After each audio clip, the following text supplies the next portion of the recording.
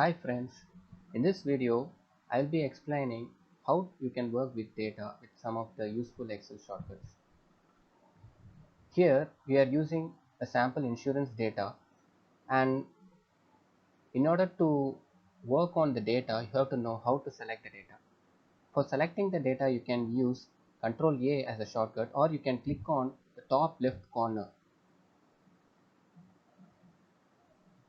Then after selecting the data, you can copy the data using Ctrl C, and Ctrl N can be used to create a new workbook, and Ctrl V can be used to paste the data into the new workbook.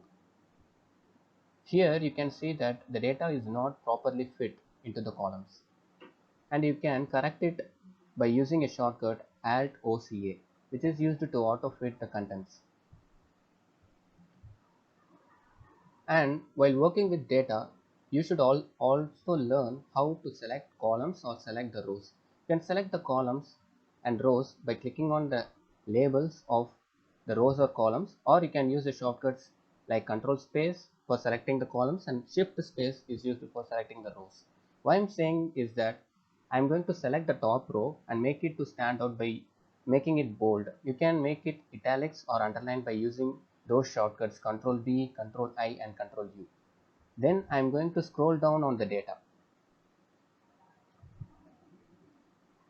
and you can see that the top row is not visible while I'm scrolling down on the data. So in order to do that, make the top row alone to stand out, I'm going to use Alt WFF as the shortcut to freeze the pins. Now I'm going to scroll the data and you can see that the top row is visible. Next I'm going to apply the filter in order to show you the dates. And I'm going to filter the dates, and you can see that the dates are not in the right order. In order to correct these dates, I'm going to find and replace the dot with slash. For that I will be using shortcuts Ctrl F for finding and Ctrl H for finding and replacing. We can use either of these options for correcting the dates. Then I'm going to find I'm opening the replace tab now.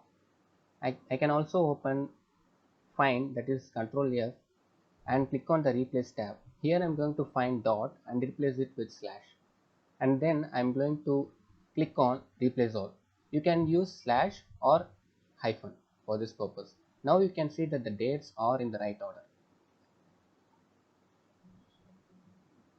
And finally, when you are done with working with the file, then you can click on Ctrl S for saving the file and give a desired name and save it in a desired location.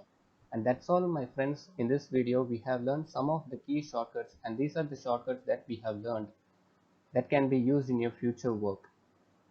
And I hope you have learned something useful in this video, and if you find this video useful, you can subscribe to my channel and click on the bell icon, and you can leave your thoughts or suggestions in the comment below.